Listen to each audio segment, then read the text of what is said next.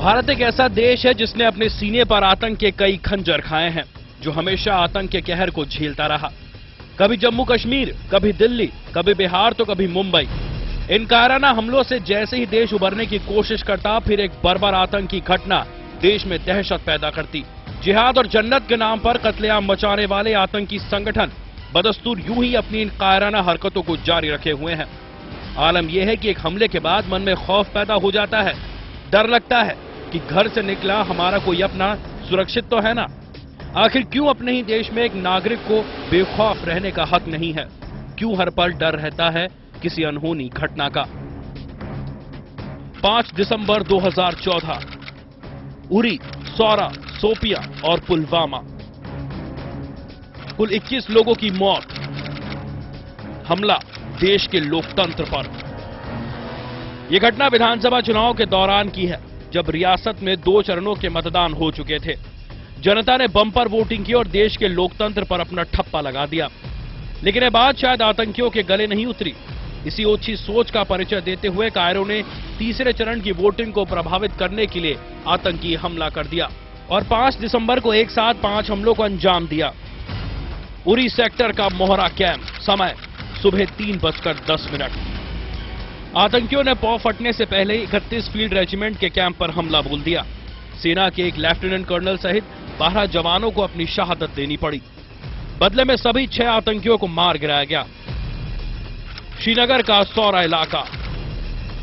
जिस वक्त यह कार्रवाई जारी थी, उसी दौरान खबर मिली कि श्रीनगर के सौरा इलाके में आतंकी छिपे हुए हैं और सेना ने तुरंत कार्रवाई करते हुए हमला बोल दिया और एक आतंकी को ढेर कर दिया।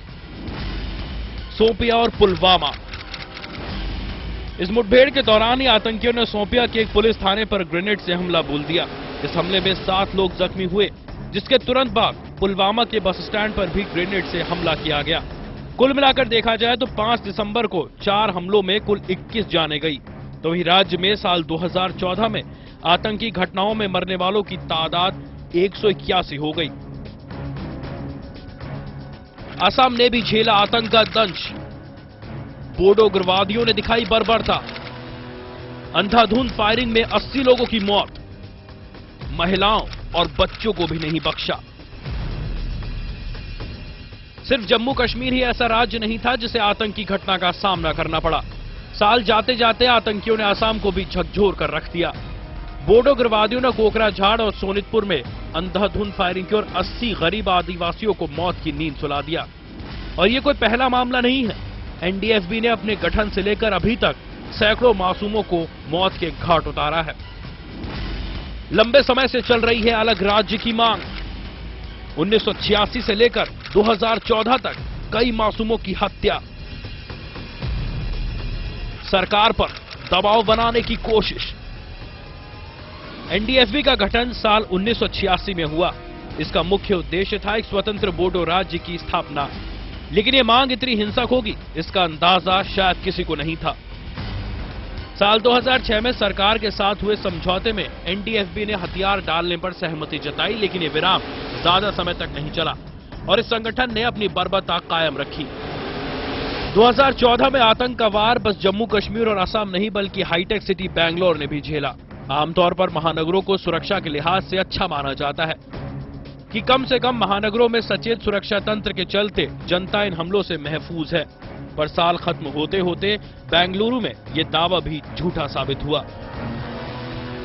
28 दिसंबर 2014, 8:38, चर्च स्ट्रीट रोड का एक नामी रेस्टोरेंट।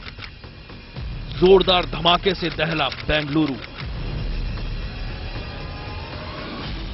28 दिसंबर की रात को बेंगलुरु में धमाके की गूंज सुनाई दी, जब चर्च स्ट्रीट रोड पर एक नामी रेस्टोरेंट के पास आतंकियों ने हल्की तीव्रता वाले धमाके को अंजाम दिया, जिसमें एक महिला की मौत हो गई जबकि 3 लोग घायल हुए।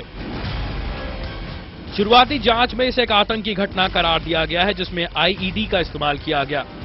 हालांकि इस घटना के लिए किसी गुट ने जिम्मेदारी तो नहीं ली है, पर इस तरह की शैली को लेकर जांच अधिकारियों का मानना है कि इस हमले के पीछे इंडियन मुजाहिदीन या फिर सिमी के आतंकियों का हाथ हो सकता है। इस घटना के बाद केंद्रीय गृह मंत्री राजनाथ सिंह ने तुरंत जांच के आदेश दिए, तो वहीं केंद्रीय गृह राज्य मंत्री किरण रिजिजू ने जांच एनआईए को सौंपने की बात कही, जिसके बाद खुलासे की उम्मीद की जा रही है।